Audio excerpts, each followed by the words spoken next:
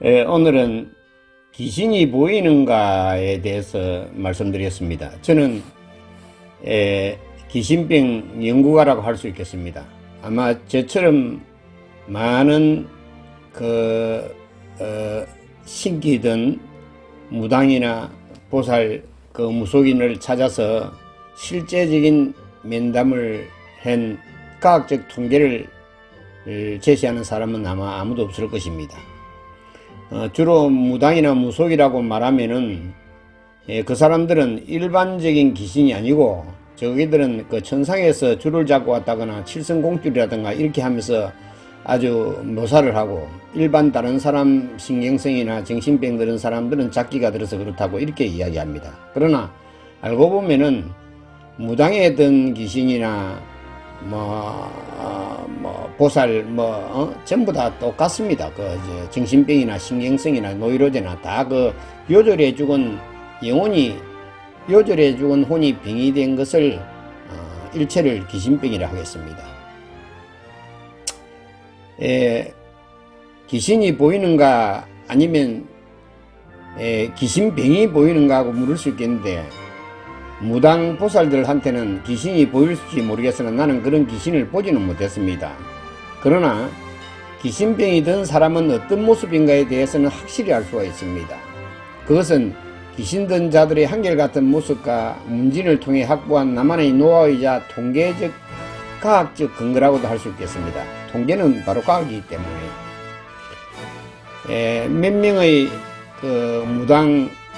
몇백 명의 무당, 보살, 법사 같은 자들과 상담해 본 사람은 아마 세상에는 거의 없을 것입니다. 그들을 유심히 관찰해 보려 애쓸 필요를 느끼거나 연구하려 든 사람도 없다고 봅니다. 약 40년 전 최후의 종교, 태초의 가르침인 천리교 교육강습소 3개월 동안 과정에서 참물의리라는 이야기를 들었습니다. 참물이라는 것은 여러분 대차관계 할 때 빌려 쓰고 또 빌린 자, 또 빌려주신 분을 대물, 대차이라 합니까? 참물. 즉 우리 몸은 내 것이 아니고 절대자 월일이 지어서 빌려주신 것을 빌려 쓰고 있는 것입니다. 그러니까 빌려 쓰고 있는 것은 돌려드려야 되고, 돌려드리면 다시 새 몸을 빌려줍니다. 참물이를 들었습니다. 인간의 영혼은 죽지 않는 불멸의 존재인 가운데 겉옷을 벗어 돌려드려 그 겉옷을 벗어 그렇게 죽으면은 새 옷으로 바뀌어 입혀, 즉 출직을 하면은 출생시켜주는 것을 거듭하는 가운데 차츰 창조 목적 세계로 지나가 완술됨을 가르침받고 영혼이라는 것에 하두를 집중하게 되었습니다. 출직된 영혼이 출생, 즉 한생의 옷을 입는다. 그렇다면 며칠 만에, 몇 년 만에 새 옷을 입기 전의 영혼은, 옷을 빌려받지 못하는 영혼은, 진급되는 영혼과 간급되는 영혼, 짐승의 표를 받는 영혼, 그 영혼은 어떤 것이 있을까 하고 거기에 대해서 제가 깊이 고민을 많이 하다가 그것을 증거하기 위해서, 그러면 무당한테 내리는 그런 신이라 하는 그런 혼은 어떤 것인가 하고 제가 처음에 포교는 오자마자 마산 창원 지역에 있는 약 220여 군데, 확실한 숫자는 잘 모릅니다. 그러나 200군데는 훨씬 넘지 않느냐 싶을 정도로 똑같은 대답을 듣고 똑같은 걸 하지만 또 다른 집에 가서도 듣는가 하면서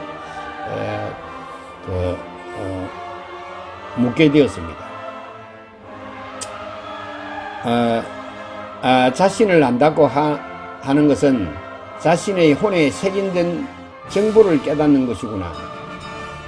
내 혼에 어떤 정보가, 그 정보를 입력시키는 것이 마음입니다. 영혼이라 하는 그 컴퓨터 블랙박스에 마음이라 하는 이 입력 수단을 통해서 거기다 정보를 입력을 시킵니다. 그래서 그 정보로 입력된 것을 토탈해서 그 현상을 해보면은 내가 바다 구경을 많이 하시면은 바다 사진이 나올 것이고, 그와 같습니다. 현상하면은. 그리고 우리가 여자를 많이 가시면은 그런 인연이 나오고, 노름을 많이 하시면 노름 인연이 나오고, 불효를 많이 하시면 불효 인연이 나오고, 그대로가 그것이 내 혼에 색인되어 있기 때문에 나타나고 생각되고 하는 것입니다. 영혼이 주체이며 몸이란 한갓 옷을 입혀놓은 곳이구나. 제가 그 3개월 동안 있으면서 천리교 교육 강습소에서 깨닫고 느낀 것입니다. 금생을 반복하는 것이 인생이구나. 수많은 전생을 갖고 내 생을 향해 진급하는 것이 창조 목적에 함께하는 것이구나. 조상의 그런 길을 반복해서 따라가는 것이구나. 영혼이 정답이라면 마음은 씨앗과 같은 것이구나. 영혼 그대로 몸에 그려놓았구나. 전생과 조상이 그런 답이 곧 나였구나. 마음 씨앗이 운명을 만들고 있구나. 영혼에 색인된 그대로 되어져 가는 것이 운명이구나. 빌려받은 몸을 빌려주신 바대로 쓰지 못하면 파울을 받게 되는 것이구나. 깨닫는다 하면 빌려받은 옷을 돌려드리는 모습을 바꾸는 것이구나. 자살이나 타살되거나 비명으로 돌려드리면 모습은 새 몸을 빌려받기가 어렵겠구나. 창조 규칙을 어긴 파울이 쌓여 태장이나 이군으로 밀려나기도 하는구나. 천리란 인종이나 민족, 사상, 종교에 관계없이 공통된 룰이 적용되는구나. 선악간 마음 자유를 허락하셨다는 것과 부모가 자식이 되고 자식이 부모 되어 은혜의 대물림이라 가르쳐 주신 의미가 그때서야 깨달아져 왔던 것이다. 우주체의 월일 천리왕님으로부터 빌려받은 소중한 몸을 함부로 버리러 자살을 결심했던 지난날이 부끄러워 참회하는 자각현상 같은 것이 밀려와 흐르는 눈물을 주체할 수가 없었다. 그렇다. 한생을 주재하시는 그분의 뜻에 어긋난 요절로 돌려드려 한생이 보류되어 있는 그런 영혼을 구제하는 길이 급선무임을 깨달았다.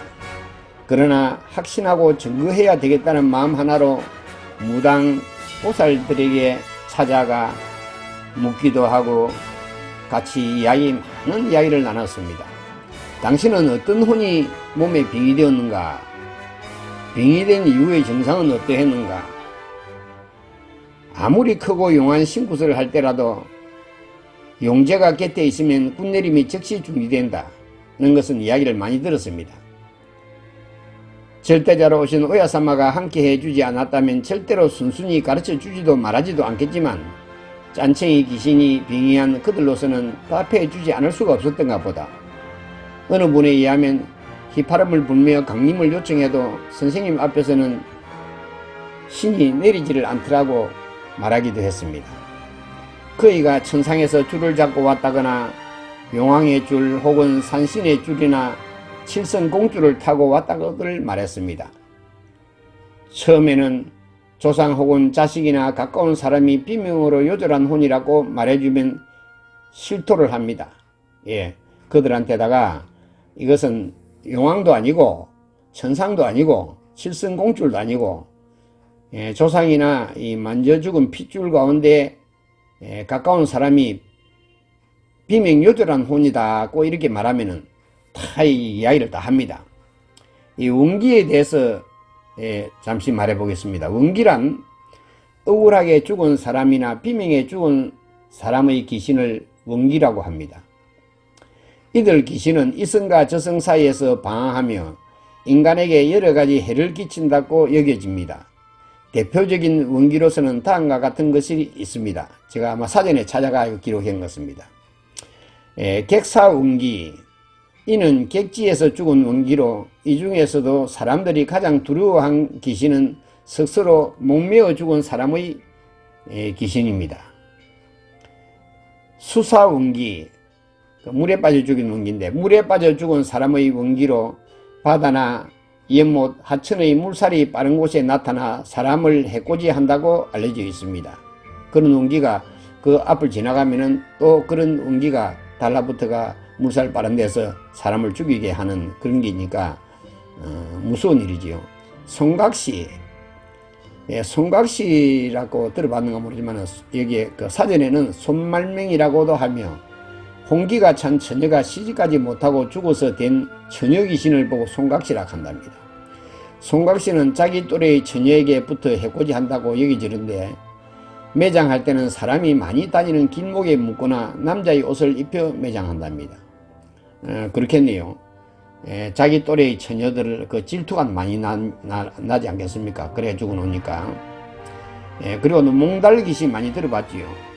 장가 못 가고 죽거나 상사벽에 걸려 죽은 총각의 홀령이 악기로 변한 것인데 사람들을 해코지하거나 사랑하던 처녀에 붙어 괴롭힌다고 합니다. 민간 신앙에서는 이들 운기들이 무당의 굿을 통해 해운을 하거나 무당의 인도를 받아 저승에 갈 수 있다고 믿었습니다. 이 밖에 하재 도적을 만나 죽은 사람, 백난을 만나 죽은 사람, 남에게 재물을 빼앗기고 죽은 사람, 남에게 천하 첩을 강탈당하고 죽은 사람, 전장에서 죽은 사람, 천재나 질병으로 죽은 사람, 맹수나 독사에 물려 죽은 사람, 압사한 사람, 얼어 죽은 사람, 난산으로 죽은 사람, 자식이 없어 죽은 사람 등도 원기가 된다고 하는 위의 예에 해당하는 사연을 지닌 자들이 곧 무수리가 되어 있었던 것입니다. 그런데 한 사람 두 사람 200명 이상의 사람들을 접속하는 가운데 얼굴 모습이 한결같은 공통점을 느낄 수가 있었습니다. 어떤 모습일까요? 객관적으로 증명될 수 있도록 다 설명할 수는 없는 일이지만 분명히 몇 가지를 시술해 보겠습니다. 그 하나는 눈빛이 남다릅니다. 표현하기는 곤란하지만 물기가 젖은 듯 반짝이는 듯한 신기 감기랄까 그런 것이 보입니다. 신기가 있게 되면 가장 먼저 느끼는 것이 안질이 갑니다. 그러니까 그이가 눈이 침침해 오더라 이렇게 갑니다. 눈이 침침해 오더라. 무당들하고 대화를 하는 가운데 증상이 어떻더냐 하면 눈이 침침하더라. 그리고 마비가 와가지고 머리가 아프고 가슴이 짓눌리는 것 같고 가슴이 깝깝하고 손발이 저리면서 그렇게 막 소통이 몸에 혈류가 소통이 안 되고 신경이 소통이 그런 영들의 빙의에 의해서 그렇게 된다고 이렇게 생각하고 있습니다. 또 하나는 얼굴빛이 남다릅니다. 그러니까 복숭아색, 우리가 복숭아는 제사에도 안 올리고 귀신 쫓는다고 하지 않습니까? 복숭아색이면 뻑딱한 얼굴이 복숭아색, 그러니까 도화색을 띠고 있는데 아마 내가 정의를 내리기 전에는 그런 분들 얼굴색 좋다고들 생각했겠지만 귀신된 모습입니다.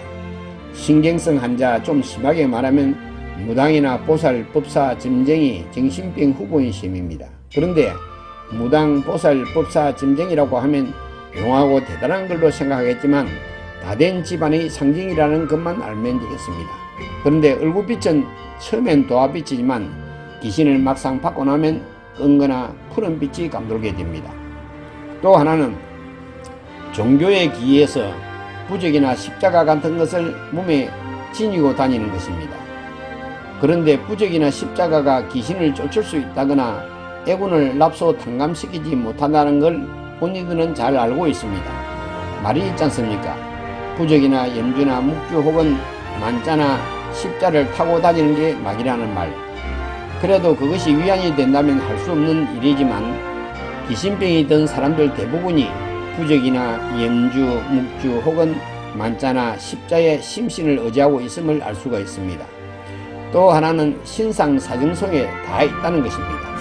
귀신병이 들었다는 것은 의학적으로 분류하면 신경정신과, 정신신경과를 찾는 사람들입니다. 이는 정신신경과에서 고칠 수 있는 병은 결코 아닙니다. 아무리 초증밀 검사를 해도 백약을 먹어도 의학과는 전혀 상관없는 병이 곧 귀신병입니다. 그래도 현대 의학에서는 병명이 나오지 않고 병인이 밝혀지지 않아도 환자가 의사를 믿고 찾아와 두통, 마비, 불면, 불안, 우울증 등 이러이러한 증상이라고 하면 요식행위를 거쳐 약을 처방하게 되는데 그이가 신경이 제대로 힘쓸 수 없는 약을 처방하기 때문에 오래 복용하게 되면 모든 것에서 소외되는 듯한 왕따 심리가 생겨나게 되는 등 사회생활에 적응하기가 어려울 정도가 되고 염색안에 빠져 자살 충동을 일으켜 실제로 사고를 당하거나 우환을 일으키며 자살하게 되는 그런 인연을 안고 있는 사람들입니다. 또 하나는 결론에 다 나와 있습니다.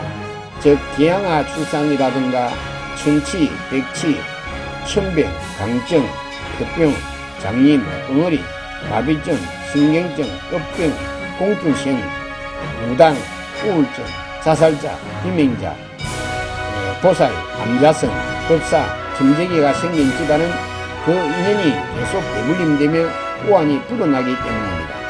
일전에 TV를 보니까 열변을 토하는 어느 목사 그리고 스님을 보았는데 귀신상을 하고 있었습니다. 그러나 그들은 귀신이 들었다고 않겠지요. 예, 뭐 천상에 왔다든가 예수가 몸에 들었다든가 하나님이 들어서 그렇다고 이렇게 말하겠지요. 난자나 십자를 목에 걸고 TV에 출연하는 분들 가운데 그런 인연들이 많이 보입니다. 숨기려 감추려 해도 감춰지지 않습니다. 마음 그대로 몸의 얼굴에 다 나타나 있습니다. 억지로 믿고 억지로 웃어도 서글프고 침울한 기운만은 어쩔 수 없습니다. 그리고 산탈 메탈이라며 풍수지리 같은 데 심취해 있거나 정계가 잘 내리거나 때끝에 자주 나오는 조상을 빌미로 산기도 혹은 도사상 같은 미신에 빠져 있게 되는 자나 옷차림 등에서 그런 류의 사람들을 쉽사리 발견할 수가 있습니다. 쉽게 말해 귀신이 좋아하는 스타일의 간상이나 옷차림 그리고 가사 양태를 발견할 수가 있는데 귀신이 들어 그런 스타일이 된 건지 귀신이 좋아하는 스타일이라 귀신이 좋아하는 건지는 몰라도 귀신 스타일이라는 게 있는 듯 싶습니다. 그것도 시리에 빠진 듯 우울하고 염세적인 사람 또는 계곡이나 바위, 큰 나무나 빈집, 사용하지 않는 은행이나 돌지 않는 시계 등 이외에도 귀신이 좋아하는 것들이 많습니다. 그리고 흡실증, 뇌졸증, 경화증, 전신마비증 등도 같은 원인이라고 보면 되겠습니다. 그 요절혼이 빙의된 그런 원인이다 그 말입니다. 이건 돈이 많거나 명예나 권력이 높은 것과는 별개의 문제입니다.